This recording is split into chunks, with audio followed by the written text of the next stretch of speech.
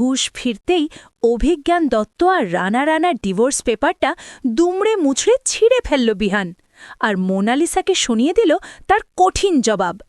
বিহান স্পষ্ট বুঝিয়ে দিল সে শুধু কম্পাসকেই ভালোবাসে।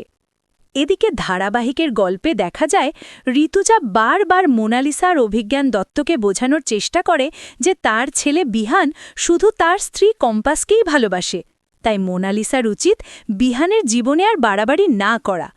কিন্তু অভিজ্ঞান দত্তের বাড়াবাড়ি যেন চরমে পৌঁছায়। তিনি ঋতুজাকে সাফ জানিয়ে দেন, আপনার ছেলে বিহান আসলে কম্পাসকে ডিভোর্স দিতে চায়।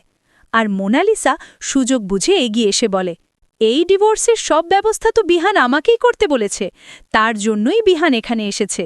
এসব শুনে ঋতুজা তো স্তব্ধ। সে মনে মনে ভাবে, এমনটা কি করে সম্ভব? বিহান কখনোই এমন কাজ করতে পারে না।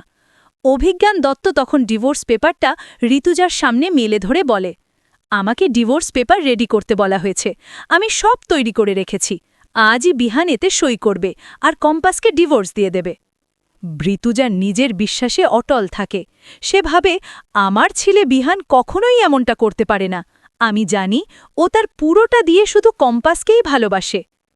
মোনালিসা যখন ডিভোর্স পেপারটা হাতে নিয়ে বারবার একই কথা বলে চলছিল যে বিহান নিজেই নাকি ডিভোর্সের ব্যবস্থা করেছে, ঠিক তখনই বিহানের হুঁশ ফেরে। বিহান বিছানা থেকে উঠে দাঁড়ায়। পেপারটা দেখেই কম্পাসকে ডিভোর্স দেওয়ার কথা শুনে তার রাগ চরমে পৌঁছায়। সে দ্রুত এগিয়ে গিয়ে ডিভোর্স পেপারটা হাতে নেয়। মোনালিসা মনে মনে ভাবে, বিহান তো আগে বলেছিল সে ডিভোর্স দেবে, নিশ্চয়ই এবার সই করবে। কিন্তু না, বিহান পেপারে সই তো করেই না, বরং সেটিকে টুকরো টুকরো করে ছিঁড়ে মোনালিসার মুখে ছুঁড়ে দেয়। সবার সামনেই বিহান তার কঠিন জবাব দিয়ে দেয়।